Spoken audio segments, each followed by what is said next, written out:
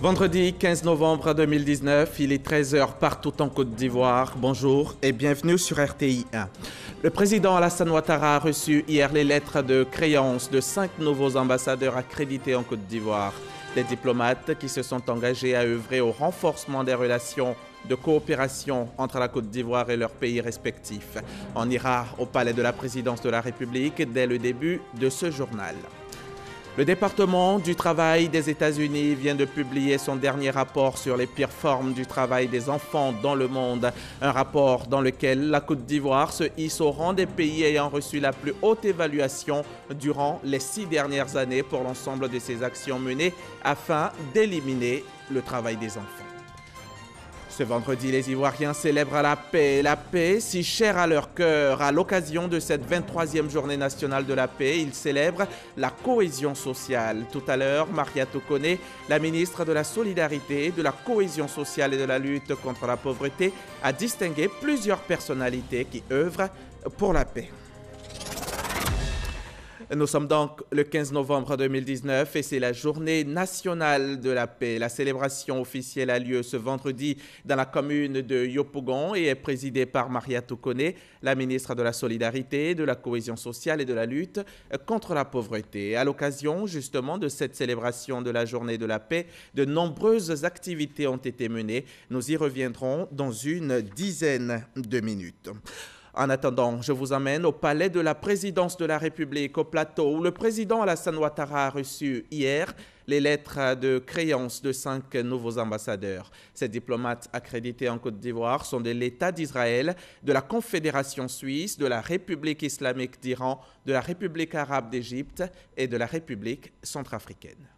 Monsieur l'ambassadeur désigné de l'État d'Israël. Léo Vinovesky est le nouvel ambassadeur de l'État d'Israël en Côte d'Ivoire. Le diplomate israélien s'est félicité de l'excellence des relations entre son pays et la Côte d'Ivoire avant d'indiquer qu'il entend explorer de nouvelles opportunités de coopération, notamment dans la sous-région ouest-africaine. Je voudrais souligner l'importance qu'Israël attribue à la relation avec la Côte d'Ivoire.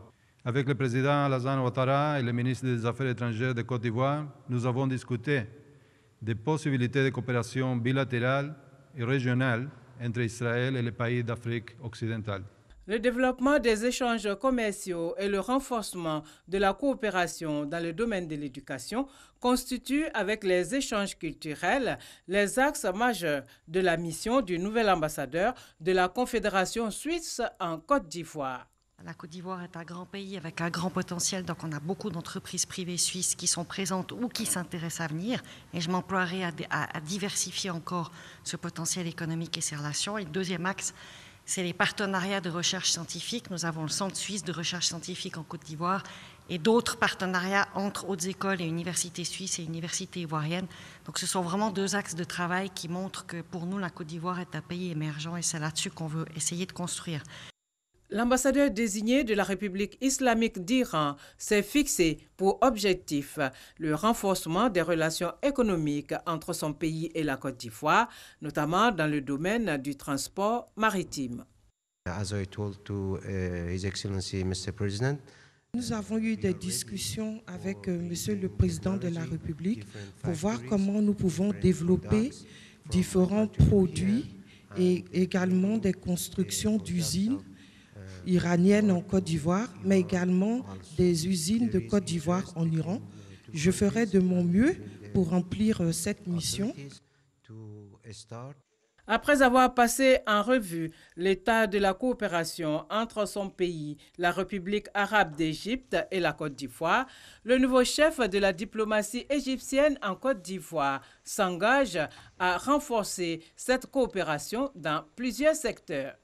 Nous allons donc œuvrer de manière à renforcer ces relations dans tous les domaines, surtout dans le domaine économique, avec le potentiel que l'Égypte peut apporter ici afin d'augmenter les échanges économiques. Diplômé de l'École nationale d'administration publique de Rabat au Maroc, l'ambassadeur de la République centrafricaine veut s'employer à préserver et soigner les relations de fraternité et de coopération entre la Centrafrique et la Côte d'Ivoire.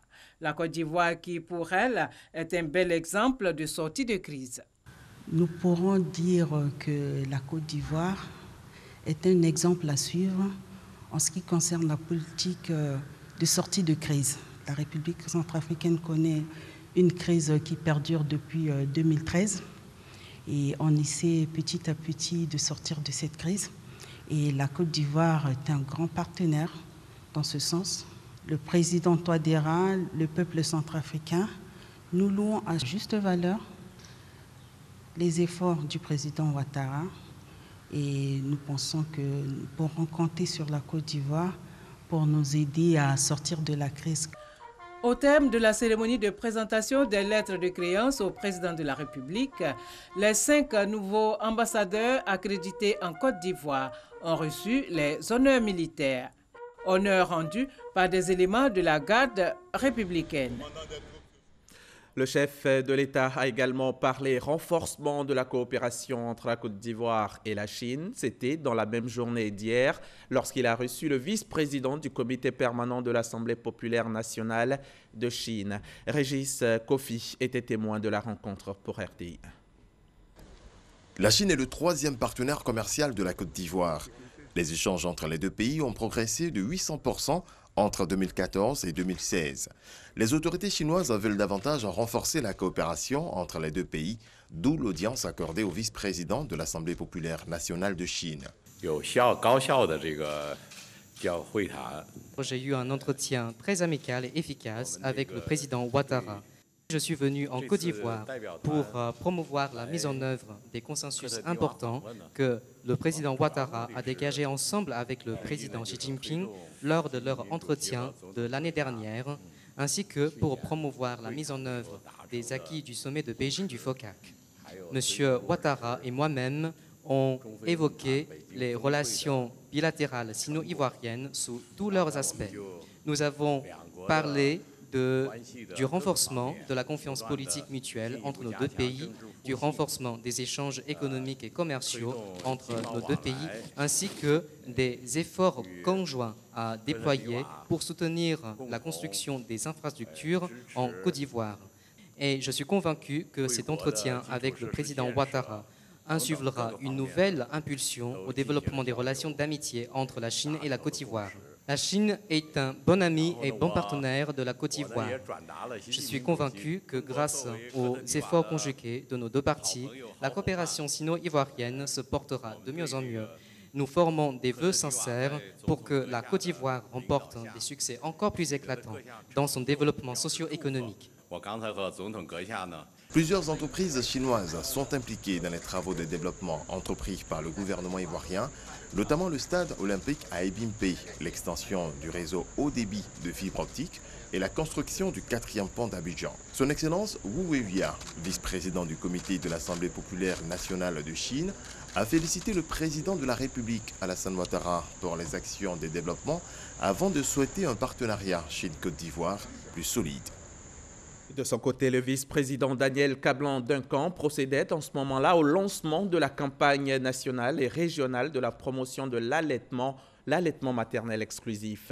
L'objectif affiché du gouvernement est de passer de 23% à 50%, voire 70% du taux d'allaitement maternel en Côte d'Ivoire. Sephora Zegui était à ce lancement pour RTI.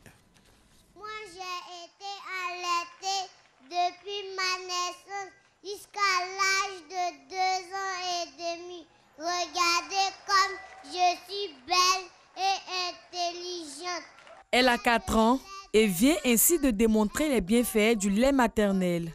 Alimentation par excellence du nourrisson, l'allaitement maternel stimule précocement l'intelligence de l'enfant, favorise son développement psychomoteur et le protège contre diverses maladies, selon les experts en nutrition. Lors du démarrage de la caravane nationale et régionale de la promotion de l'allaitement maternel exclusif et sans eau, Jean-Marie Yameogo, représentant les partenaires, a plaidé en faveur de la mise en place de cadres législatifs pour rendre effectif l'allaitement maternel exclusif en Côte d'Ivoire. Selon l'UNICEF, malgré les efforts fournis par les pays d'Afrique de l'Ouest et du Centre, de nombreux enfants souffrent encore de malnutrition.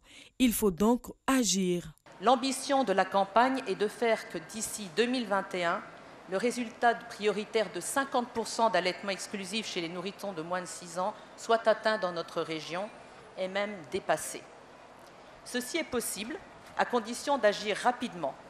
Agir pour protéger, agir pour promouvoir, agir pour accompagner l'allaitement maternel exclusif sans addition d'eau ou d'autres liquides pendant les premiers 6 mois de vie.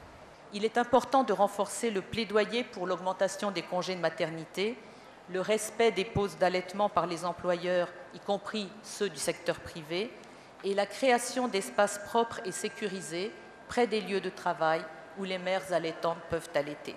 Pour le vice-président Daniel Kablon-Duncan, allaiter son enfant au sein est un investissement optimal. C'est à juste titre qu'un plan national multisectoriel de nutrition pour la période 2019-2021 d'un coût global de 5 milliards de francs CFA a été mis en place. Il en appelle donc à l'indulgence de toutes les communautés. Convaincu que l'allaitement et les soins attentifs à la mère et aux nourrissons représentent un investissement intelligent pour les familles et les communautés, notre pays s'engage résolument à accorder une place prépondérante à la période des 1000 premiers jours de vie de l'enfant.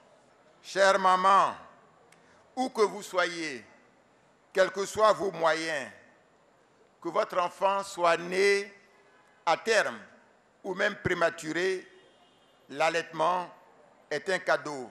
Je dirais même, c'est un médicament que vous faites à votre enfant et que vous seul pouvez lui faire. Femme de Côte d'Ivoire et d'ailleurs, brave maman, je crois pour ma part, au-delà du soutien à vous apporter, que l'information juste ne vous est pas encore parvenue. Car je reste convaincu qu'aucune mère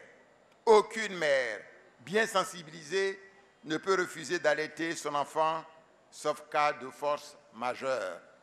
J'en appelle donc, au nom du gouvernement, à la plus grande compréhension, au plus grand engagement des décideurs politiques, des autorités administratives et coutumières, des dignitaires religieux, mais aussi au niveau des praticiens de la médecine traditionnelle, au niveau des agents de la santé, des jeunes, des familles et de toute la communauté nationale pour le soutien aux mères allaitantes afin de favoriser le développement optimal des jeunes enfants et leur permettre de réaliser leur plein potentiel. L'objectif du gouvernement est de relever le taux d'allaitement maternel en Côte d'Ivoire qui est de 23,5% à 50 voire 70% les années à venir. Cette caravane qui a démarré le jeudi 14 novembre va prendre fin le 4 février 2020. Le département du travail des États-Unis vient de publier son dernier rapport sur les pires formes du travail des enfants dans le monde. Et la Côte d'Ivoire y est félicitée. Le pays est classé parmi les meilleurs élèves du monde en se hissant au rang des pays ayant reçu la plus haute évaluation durant les 6 dernières années. Le rapport salue ainsi les actions menées par les autorités ivoiriennes afin d'éliminer le travail des enfants. Mahma Traoré, Abiba Dambélé Saoué. Le rapport produit par le département américain du travail US-DOL est intitulé Sueur et labeur. Sur les 134 pays évalués par ce document, la Côte d'Ivoire figure dans le top 12 des pays ayant reçu le satisfecit du gouvernement américain pour ses efforts en matière de lutte contre le travail des enfants durant l'année 2018. US-DOL reconnaît notamment l'ensemble des mesures et actions menées par l'État à travers le Comité national de surveillance des actions de lutte contre les pires formes de travail des enfants, présidé par la première dame Dominique Ouattara. Citons entre autres l'école gratuite et obligatoire pour les enfants âgés de 6 à 16 ans, la loi interdisant la traite, l'exploitation et le travail des enfants, la ratification de la Convention des Nations Unies relative aux droits des enfants, la mise en œuvre de 3 plans d'action nationaux de lutte, la traque et l'arrestation de dizaines de trafiquants d'enfants, la création de centres d'accueil et de resocialisation pour les enfants victimes. Pour toutes ces initiatives, la Côte d'Ivoire récolte la plus haute évaluation enregistrée durant 6 années consécutives, relève le département américain du travail. Cependant, le rapport Sueur et labeur encourage le pays à poursuivre ses efforts en vue d'éliminer le travail des enfants dans la cacaoculture. US-DOL recommande à cet effet d'autoriser les inspecteurs du travail à imposer des sanctions, d'améliorer encore plus l'accès à l'éducation, de veiller à la bonne mise en œuvre du plan d'action national de lutte ou encore de veiller à ce que les victimes bénéficient de services de prise en charge sur toute l'étendue du territoire. Soulignons que la publication de ce rapport intervient suite à la mission effectuée aux États-Unis en septembre dernier par la première dame Dominique Ouattara. Mission qui a permis à la présidente du Comité national de surveillance des actions de lutte contre le travail des enfants d'expliquer les progrès réalisés par son pays ces dernières années afin d'éradiquer ce fléau. C'était un commentaire de Mahama Traoré. Je vous le disais, la Côte d'Ivoire célèbre ce vendredi la Journée nationale de la paix, ainsi qu'elle le fait depuis plusieurs années, depuis 23 ans exactement. C'est une occasion pour le gouvernement de passer en revue les actions menées pour la paix. Et je vous propose d'écouter la ministre de la Solidarité, de la Cohésion sociale et de la lutte contre la pauvreté, Maria Tokone, qui prône la culture de l'unité et de la solidarité. Ces propos sont recueillis par Serge Collier. La présidentielle de 2020, au cœur de la célébration de la Journée nationale de la paix. La Côte d'Ivoire, à l'instar de plusieurs pays africains, organisera une élection présidentielle en 2020.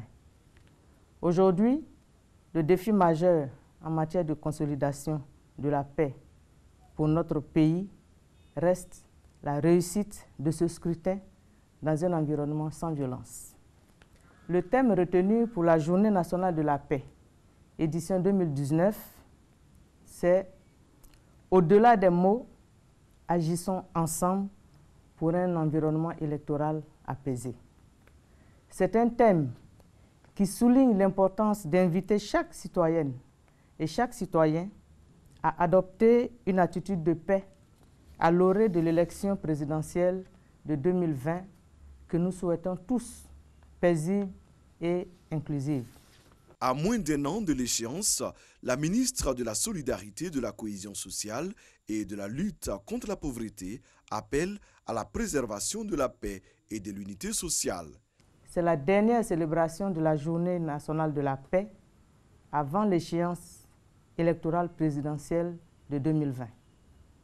Agissons ensemble pour qu'en 2020, nous n'ayons ni violence, ni crise, ni guerre, ni blessés, ni morts, car nous avons su épouser les valeurs de la démocratie. Alors, mettons bas la terre pour que nous puissions honorer le rendez-vous de la prochaine Journée nationale de la paix dans la fraternité, dans la joie et dans la convivialité.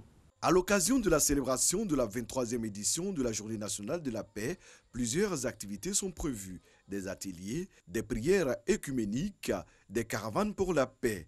La célébration officielle aura lieu le vendredi 15 novembre à la place Figayo de Yopougon.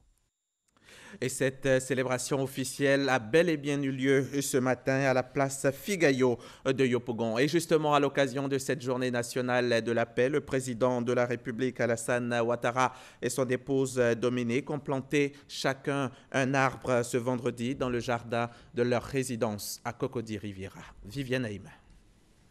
Comme cela avait été décidé par le Conseil des ministres réuni le 6 novembre dernier, la Journée nationale de la paix, édition 2019, est marquée par un acte majeur au plan national, à savoir le planting d'1 million d'arbres au cours de cette journée sur l'ensemble du territoire national. Un acte qui sonne le démarrage du reboisement de la Côte d'Ivoire, car la flore ivoirienne a été grandement décimée au cours des années. Premier citoyen du pays, le président de la République Alassane Ouattara et son épouse, la première dame Dominique Ouattara, ont donné l'exemple. Dans le jardin de leur résidence à la Riviera Golf, ils ont planté chacun un arbre. Le président de la République a mis en terre un plan d'arbres communément appelé arbre à pain dont les fruits sont comestibles.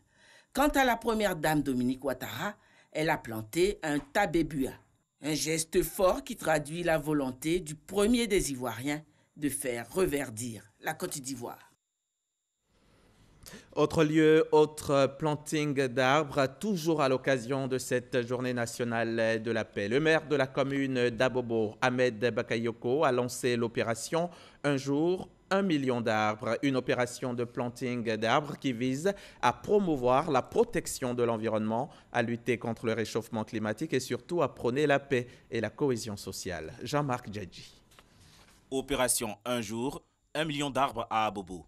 Une initiative du premier magistrat de la dite commune, Ahmed Bakayoko, et de son conseil municipal.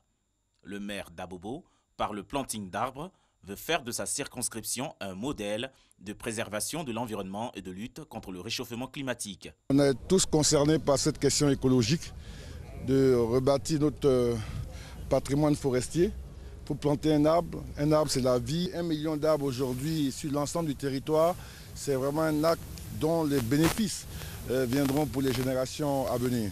À l'occasion de l'opération Planting d'arbres, couplée avec la journée nationale de la paix, le maire Ahmed Bakayoko prône la cohésion sociale. Quand notre pays est en paix, il peut se bâtir, il peut se construire. Et puis la paix nous fait nous fréquenter, nous aimer, nous cohabiter dans des bonnes conditions, avoir un environnement harmonieux. Les populations d'Abobo, à l'image de tous les Ivoiriens, s'invitent à la culture du développement durable. Les chrétiens, eux, ont choisi de prier pour la paix. Une messe a été dite ce vendredi à la paroisse Saint-François-Xavier d'Anono. Une messe pour inviter les fidèles à cultiver la paix et l'amour. Grace Kando y a assisté pour vous. Son reportage. Communautés du Sud, du Centre, de l'Est, de l'Ouest, du Nord et de la CEDEAO, toutes rassemblées ici à la paroisse Saint-François-Xavier d'Anono, pour célébrer la paix. Nous appuyons sur les passages des tests qui ont été partagés aujourd'hui. Nous partons avec un cœur rempli de joie et aussi nous nous ferons fort d'être des artisans de paix. Au niveau de la communauté, à l'église ici, nous vivons en parfaite harmonie avec les autres communautés et je pense que c'est quelque chose qu'il faut perpétuer. Nous avons le thème de l'année qui dit que, alors, pour vivre en communion, faites aux autres ce que vous voulez qu'ils fassent pour vous. Je pense que ce thème symbolise, caractérise en lui seul ce qu'on doit faire pour la paix. C'est la tolérance, l'humilité, le respect mutuel. Ce moment de communion initié par le curé de la dite paroisse a aussi vu la participation de l'église Ariste. Nous avons besoin de la paix pour construire notre pays, de la paix pour laisser un avenir radieux à nos enfants. Nous qui sommes enfants de Dieu, pensons que nous devons nous approprier ce moment et distiller cette paix aux fils et aux filles de la Côte d'Ivoire. En cette journée de la paix, nous invitons chacun de nous, du lieu où il se trouve, à contribuer à l'œuvre de la paix. Il est toujours facile d'avoir le regard pointé sur l'autre et pointer l'autre à l'index, mais il est aussi bien et merveilleux que chacun se remette en question et voir dans quelle mesure il pourra, à travers ses actions de tous les jours et ses propos de tous les jours, participer à ce processus de paix véritable. Selon le père Gilles César Dogua, cet exemple d'union sera renouvelé afin que les différentes communautés cultivent les valeurs d'amour, de paix et de cohésion sociale. Voilà ce que nous pouvions dire à l'heure qu'il est sur la journée nationale de la paix. Nous y reviendrons plus largement ce soir dans le 20h. Allons-y à Grand Bassam, dans le sud de Comoé. Les lycées modernes 1 et 2 de la cité balnéaire ont abrité jeudi dernier la cérémonie de lancement de la journée nationale de la salubrité, de l'hygiène et de la qualité de vie en milieu scolaire. Une initiative du ministère de l'Éducation nationale à travers la direction de la vie scolaire. L'idée, c'est d'assainir le cadre d'apprentissage des élèves par des actions de salubrité, d'hygiène et d'assainissement. Didier Nguessan. La direction de la vie scolaire lance la journée nationale de la salubrité, de l'hygiène et de la qualité de vie en milieu scolaire au lycée moderne 1 et 2 de Grand Bassam. Cette journée a pour objectif d'amener la communauté éducative à assainir l'environnement physique et moral de l'école. Les élèves ont été sensibilisés à l'entretien de leur établissement afin d'avoir un cadre de vie agréable et propice à l'apprentissage. Les discours ont été suivis de faits pratiques avec la démonstration du lavage des mains en 10 étapes le planting d'arbres et la remise symbolique de matériel de salubrité aux agents du ministère de l'Éducation nationale. Tous les établissements scolaires, publics et privés de Côte d'Ivoire mèneront des activités de salubrité, d'hygiène et d'assainissement.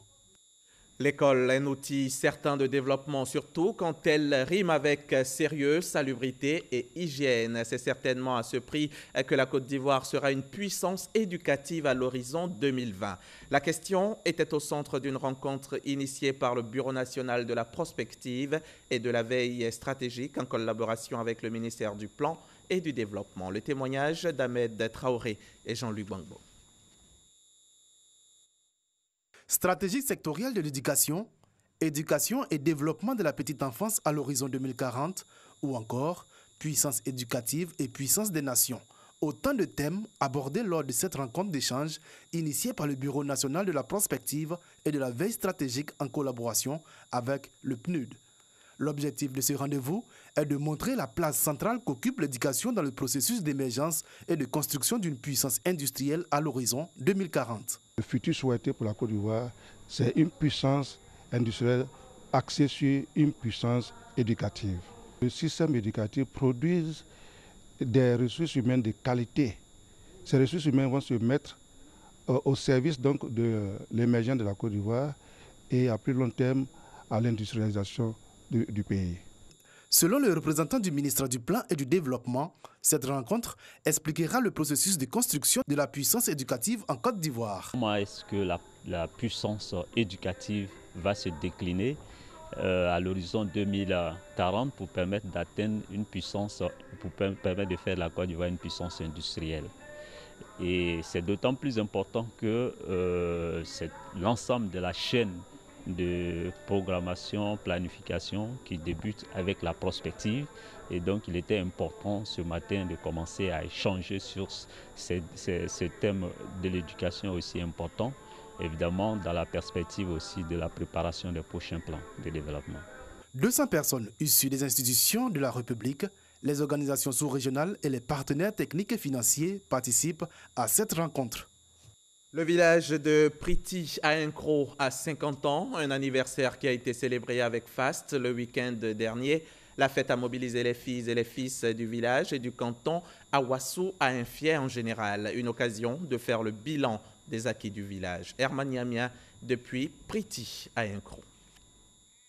Comme la plupart des peuples akans, les populations de Priti à Incro ont connu des migrations depuis le Ghana dans les années 1800.